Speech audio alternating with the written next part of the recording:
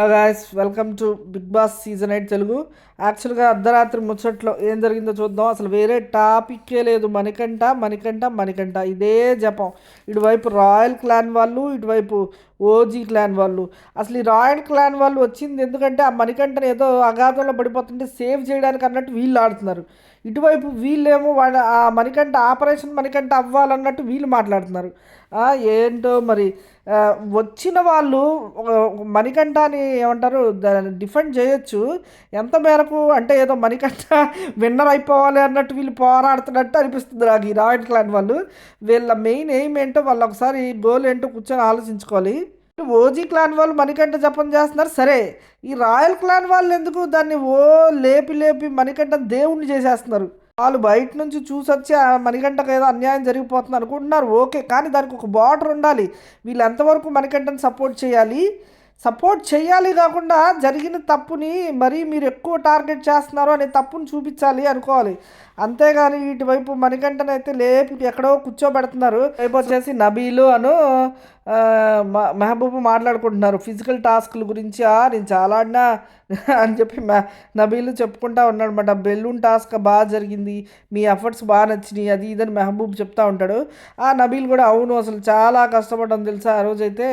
నేను almost give up ఇచ్చేద్దాం అనుకొని కూడా చాలాసేపు ఆడాను. గ్లాస్కి గివప్ ఇవ్వాల్సి వచ్చింది. అయినా కూడా నా బెలూన్ పాప్ అవ్వలేదు తెలుసా. నా బెలూన్ పాప్ అయితేనే కదా గేమ్ అయిపోయినట్టు. నా బెలూన్ చాలాసేపు వరకు అలాగే ఉంది. పృథ్వీ ఇలా వదిలేయగానే టప్పని పగిలిపోయింది అని చెప్పి చెప్పుకుంటున్నాడు నబీల్ పాపం. అప్పటికే 3 టాస్క్లు ఆడాను. ఇంకా అవునవును నేను చూశాను, నేను ఎఫర్ట్స్ బాగా పెడుతున్నావు అన్నట్టు మెహబూబ్ అంటాడు అనమాట. 3 టాస్క్లు ఆడి కూడా ఇంకా అది 3వ టాస్క్ అనమాట. కొంచెం బాగానే ఇదనిపించింది. ఎందుకంటే నేను ఆల్రెడీ రైట్ హ్యాండ్ కొంచెం ఇంజూర్ అవడంతో లెఫ్ట్ హ్యాండ్తో పట్టుకున్నాను అప్పటికే. సో అప్పుడే ఫుడ్ టాస్క్ కూడా అయ్యింది అన్నట్టు చెప్తాడనమాట. మొన్న కూడా అసలు చీఫ్గా కూడా బాగా ఇది చేసావు, నువ్వు కష్టపడ్డావు అంటే అవును. పాపం ప్రేరణ కూడా బాగా ఆడింది నిజంగా. పాపం ప్రేరణని ఫస్ట్ నుంచి కాపాడుతూ వచ్చారు. నేనా ప్రేరణ అన్నప్పుడు అందరూ నా కోటేయడం నాకు బాగా హ్యాపీ అనిపించింది నిజంగా అన్నట్టు చెప్తాడు. ఇటువైపు నిఖిల్ వాళ్ళు ఏంటో ప్రాంక్ అదే ఏదో అన్నారు కానీ అందరినీ భయపడదాం అది ఇదని చెప్పి నైని పావనితో కలిసి ఒకటి అనుకుంటారు. కానీ యాక్చువల్గా ఏం వర్కౌట్ అవుతుంది అనమాట. అప్పటికే నైట్ అయిపోయిందని లైట్ తీసుకొని అందరూ పడుకుంటారు. ఇటువైపు సీత వచ్చి విష్ణుని అడుగుతుంది, రోహిణి ఏమందిరా నీకేమో బాగాలేదందా అని అడిగింది. అడిగితే ఎందుకంటే అది బాగానే ఉంది, నీ మొత్తం బాగానే వెళ్ళింది, బాగానే ఆడుతున్నావు అన్నట్టుగా చెప్పింది. అంటే మరి ఏంటి ఫస్ట్ వీక్ తర్వాత నీ గ్రాఫ్ పడిపోయింది అన్నారు కదా వాళ్ళు. వాళ్ళు అంటే విష్ణుప్రియ అంటుంది అదేం లేదేమో అలా ఏమనలేదు మరి. అంటే ఏంటో మరి వీళ్ళు మనల్ని అంటే వీళ్ళకి డౌట్ వస్తుంది, వీళ్ళు ఎందుకు చెప్తున్నారు, కొన్నివి లేనివి కూడా చెప్తున్నారా ఏంటి, లేకపోతే ఉన్నవే చెప్తున్నారా అనేది వీళ్ళు అనలైజ్ చేసుకోలేకపోతున్నారు. ఇక్కడ చెప్పిన ప్రతి పాయింట్ పట్టించుకునే వాళ్ళు కొంతమంది, వాళ్ళు చెప్పిన ప్రతి పాయింట్ ఇగ్నోర్ చేసే వాళ్ళు కొంతమంది. ఇగ్నోర్ చేసే వాళ్ళలో ఈ విష్ణుప్రియ ఒకటి, ఆ యష్మి ఒకటి. పట్టించుకునే వాళ్ళలో ఈ సీత ఒకటి, ఈ మణికంఠ ఒకటి, ప్రేరణ కూడా పట్టించుకుంటుంది. చెప్తా ఎందుకు పట్టించుకుంటుందో. నిఖిల్ తమాషగా మాట్లాడుతుంటాడు తేజ వీళ్ళందరితో. ఏందో మీ సీజనే బాగుంది, ఉల్టా పుల్టా అని ఏదో కానిచ్చేశారు మీరు. కానీ ఈసారి ఏమైంది తెలుసా, మాకు ఫుడ్కి వచ్చిన కష్టాలు మామూలు కష్టాలు కాదు. ఒక వారం అంతా రాగి జావ తాగే బతికాను నేను. అసలు ఏ ఫుడ్డు లేదు తెలుసా నీకు. అది చాలదన్నట్టు ప్రతి పని నేనే చేయాలి. ఇంట్లో 12 మంది ఉంటే 12 మందికి కూడా మేమే పనులు చేసాం ఒక వీక్ అంతా. మనకంట నేను అసలు ఒంటి చేత్తో అన్ని పనులు కూడా నేనే చేశాను, అది అంతవరకు కరెక్ట్. అసలు పనులు షేర్ కూడా చేసుకోలేదు అంటే అవునా మరి అంతలా జరిగిందా, మా దాంట్లో అలా లేదయ్యా. ఫుడ్ గురించి లేదు, మీరు టాస్క్ ఆడితేనే ఫుడ్ పెడతాం అనేది కూడా లేదు. అండ్ ఆల్సో పనులు కూడా కొంచెం షేరింగ్ చేసుకునే వాళ్ళము, కానీ కొంచెం లిమిటెడ్ ఫుడ్ ఉంటుంది అన్నమాటే కానీ అన్నట్టుగా అంటది. ఫస్ట్ వరకు తేజనేమో మాది కూడా అలాగే సాగింది, ఉల్టా ఫల్టా అలాగే ఉంది అన్నాడు. తర్వాత పాపం పనులు కూడా మొత్తం ఇలా చేశారు వీళ్ళకి ఫుడ్ లేకుండా అనేటప్పటికి తేజ కూడా అవునా బాబు ఏంటో మరి ఈ సీజన్ ఇలా ఉంది అన్నట్టు మాట్లాడుకుంటుంటారు. ప్రేరణ వచ్చేసి ఏంటోనే ఎలా వెళ్తుందోనే మనకి ఏం బయటకు అసలు ఏం అర్థం కావట్లేదు అన్నట్టుగా మాట్లాడితే విష్ణుప్రియ నీది బాగానే వెళ్తుంది, అందరూ అదే కదా చెప్పేది, నీకేం బాగా ఆడుతున్నావు అంటున్నారు కదా, ఇంకేంటి నీకేమి నామినేషన్స్ కూడా పడలేదు కదా, వాళ్ళు ఎవ్వరూ వేయలేదు అంటే ఇక్కడ సీత అంటది కొంచెం సేపు కూడా ఆనందాన్ని మిగిల్చదు ప్రేరణకు. వెంటనే సీత అంటది, నామినేషన్స్ ఒక్కోసారి మంచివేరా. మనం నామినేట్ చేయలేదు అంటే దాని అర్థం మనం ఏమి సేఫ్‌గా ఉన్నట్టు కాదు. కొన్నిసార్లు నామినేషన్‌లోకి వస్తేనే బెటర్. నామినేషన్‌లోకి రాకపోతే రిస్క్ అయిపోతది. ఆహ్, మనల్ని ఇగ్నోర్ చేసేస్తారు ఆడియన్స్. ఇంకా పట్టించుకోరు. మనం తర్వాత ఎప్పుడుకో నామినేషన్స్ చూసుకొస్తుంటే విష్ణుప్రియ అంటే అదే అసలు నీకు నేనేం చెప్తున్నానో అసలు అర్థం కాదా? నా ఒపీనియన్ నేను చెప్తే అది కూడా దానిలో కూడా తప్పెతుకుతావేంటి సీత అన్నట్టు విష్ణుప్రియ అంటదనమాట. సో, సీత అక్కడ వీళ్ళకి కొంచెం క్లాష్ లాగా వస్తది. ఫీల్ అవుతది.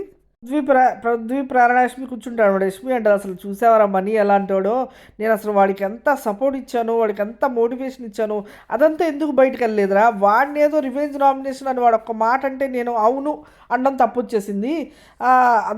అప్పుడు వాడికి ఏమి సపోర్ట్ ఇవ్వనట్టే బిల్డప్ ఇస్తున్నాడు, అసలు ఏమి సపోర్ట్ అయినట్టే బయటికి వెళ్ళింది కదా అన్నట్టు మాట్లాడుకుంటూ ఉంటారు. ప్రేరణ అంటదనమాట, అదే కదా నాకు అర్థం కాదు. మనం ఎన్ని పాయింట్స్ వాడికి ఎంత బూస్టప్ ఇచ్చాం, వాడికి ఎంత పాజిటివిటీ చెప్పాం, అయినా వాడికి మనం 100 పాయింట్స్ చెప్పి వాడిని అంత రైజ్ చేస్తే ఒక్క పాయింట్తో మనం ఏమైనా నామినేట్ చేస్తే వాడికి బ్యాడ్ అయిపోతుంది. బయట ఆడియన్స్ కూడా ఆలోచించట్లేదు. ఎందుకు ఇక్కడ 10 మంది ఉంటే 10 మంది కూడా మణికంఠ రాంగ్ అని చూపిస్తున్నప్పుడు బయట ఆడియన్స్ ఎందుకు ఆలోచించట్లేదు ఆ పాయింట్ ఆఫ్ నుంచి? ఎప్పుడు మణికంఠని ట్రిగ్గర్ చేస్తున్నామని ఎలా ఆలోచిస్తారో నాకు అర్థం కావట్లేదు ఇక్కడ అని ప్రేరణ అంటది. ఇంకోటేమో ప్రేరణ పృథ్వీతో అంటది విష్ణుప్రియ గేమ్ గురించి. ఏంటి పాపం విష్ణుప్రియ గేమ్ బయటికి బ్యాడ్గా అంటే వెళ్ళట్లేదు, ఆ గేమ్ అంతా పాడైపోయింది అంటున్నారు. అది మీ ఇద్దరి ప్యాంపరింగ్ వల్ల, మీ ఇద్దరు ఎక్కువ కన్సర్న్ నీకు చూపించడం వల్లే జరుగుతుంది. ఎందుకంటే హౌస్లో ఆల్రెడీ నైనిక వాళ్ళ ఫ్రెండ్స్ ఎవరైతే ఉన్నారో సీత, నైనిక వాళ్ళు ఆల్రెడీ చెప్పారు విష్ణుప్రియ గేమ్ అనేది ట్రాక్ తప్పుతుంది, చూసుకో విష్ణు అని చెప్పారు. సో బయట నుంచి వచ్చిన రాయల్స్ కూడా ఇప్పుడు అదే అంటున్నారు విష్ణుప్రియ గేమ్ గురించి. ఎక్కువ టైం నీకు స్పెండ్ చేయడం కూడా, తను నీ మీద పెట్టిన శ్రద్ధ కూడా టాస్క్లో వాటిలో పెట్టకపోవడం కూడా ఒక రీజన్ అంటూ వీళ్ళు ఆల్రెడీ నామినేట్ చేసి చెప్పేశారు కదా. దానికి ఏమంటావు అంటే ఏమీ అరగనట్టు పృథ్వీ నాకేం తెలియదు అంటూ కూసేపు కూర్చుంటాడు. కూసేపు ఏమో తన గేమ్ ఆడట్లేదని అసలు ఎవరన్నారు, గేమ్ అంటే ఏంటో తెలుసా, ఇదంతా గేమ్ కిందే వస్తుంది, ఎలా ఉండాలో అలానే ఉంది, తను మామూలుగానే గేమ్ ఆడుతూనే ఉంది, ఎక్కడ గేమ్ అయితే ఆపలేదు అన్నట్టుగా పృథ్వీ చెప్తాడు. ఎక్కువ నాతో టైం స్పెండ్ చేస్తుంది, వాళ్ళతో చేయట్లేదనే వాళ్ళ బాధ అన్నట్టు చెప్తాడు. ఏం బాధ ఇక్కడ, ఆమెతో స్పెండ్ చేయాలి ఆ టైం ఏంటది? ప్రేరణ మళ్ళీ చెప్పే ప్రయత్నం చేస్తుంది, అలా కాదురా మీ ఇద్దరిది కొంచెం ఓవర్గా వెళ్తుందంట బయటికి. గౌతమ్ కూడా అదే కదా ఇప్పుడు నామినేట్ చేస్తూ చెప్పేది, విష్ణుప్రియ నువ్వు గేమ్ మానేసి ఒక పర్సన్ మీద ఎక్కువ కాన్సన్ట్రేషన్ చేస్తున్నట్టు అనిపిస్తుందని అని చెప్తే, అదేం లేదు విష్ణుప్రియ స్ట్రాంగ్గా బాగానే ఆడుతుంది నాకు తెలిసినంత వరకు. అదే గేమ్ ఇక్కడ. గేమ్ అంటే ఒక పర్టికులర్ టాస్క్లు ఆడడం, ఒక పర్టికులర్ ట్రాక్లో వెళ్ళడం అనేది కాదు అని పృథ్వీ తన ఇదిలో చెప్తున్నాడు అనమాట. గేమ్ అంటే అన్నిట్లోనూ వస్తుంది, అన్నీ ఉండాలి అన్నట్టు మాట్లాడతాడు. ఇంకేం చెప్పలేదు కదా ప్రేరణ అయినా. మొన్న లెటర్ గురించి వచ్చింది, దాని గురించి కూడా ఎవరు నైని పావిని ఎత్తింది కదా, మరి లెటర్లో డిఫెండ్ చేసుకో బాగా చక్కగా ఆడు అని అంత నీట్గా పంపించారు, అది కూడా నువ్వు కేర్ చేయలేదు, ఖాతరు చేయలేదు అని నైని పావని అంది. అది కూడా నిజమే కదా. విష్ణుప్రియకి అయినా ఆ లెటర్లో డిఫెండ్ పాయింట్ ఉంది కదా, అది ఎందుకు చెప్పారంట అని పృథ్వీని అడిగితే, డిఫెండ్ ఏముంది, అది నామినేషన్స్లో డిఫెండ్ చేసుకోవట్లేదు అన్నట్టుగా చెప్పారు అంతే. అంటే టాస్కుల్లోనా నామినేషన్స్లోనా అని అడుగుతుంది ప్రేరణ. నామినేషన్స్లో అని చెప్తాడు పృథ్వీ. ఏమో బాధ ఏంటంటే ఏమో ఓవర్ థింక్ కాకుండా టాస్కుల్లో అనుకోండి.